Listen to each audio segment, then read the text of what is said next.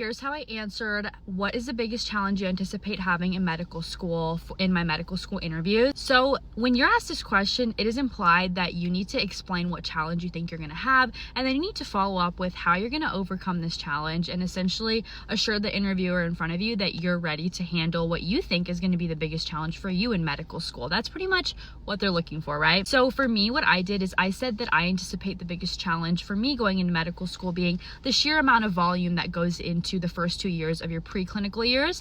And I essentially said I anticipate it being the amount of volume that comes with the first 2 years and the heavy course load.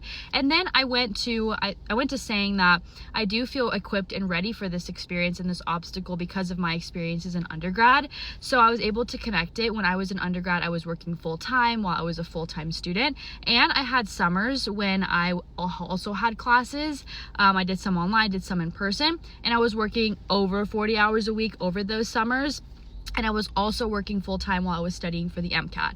So I explained all of those, and I essentially said that during those time periods in college, it was really, really difficult, and I really had to come up with readapting my study strategy very often, reevaluating my time management skills, how I move things around, and being able to learn things in a quick and efficient manner, and always being able to revert when things aren't working.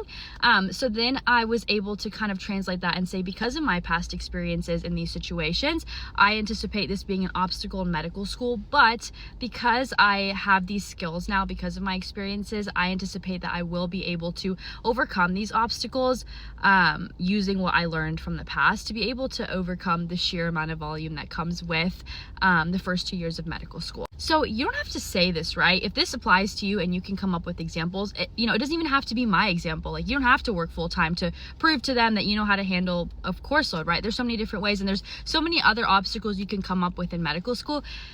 The thing is just like, find something that is supported by your life experience, right? Like, oh, I anticipate this being a struggle, but hey, I actually had something in the past, or I learned this in the past or something, and I have these skills that will help me overcome this. I think that's the best way to overcome it, because the best way to show interviewers that you know what you're talking about is if you can give them a real life example of your life, right? So it doesn't really take too long to come up with this. Again, I think saying like the volume is really common thing. It's actually, a lot of people say that like the hardest part of the first 2 years is the amount of volume. So it's a very valid thing, but if that's not yours, you can totally come up with something. But that's what I did. It was really well received. I ended up having the interviewer say like, totally agree with you. It's not necessarily about the knowledge, like the actual content. That's not super difficult. It really is that amount of volume. So like, I'm really glad that you are aware of that and that you're able to kind of show your case there. So it was received well by my interviewer. And yeah, that's just how I answered that.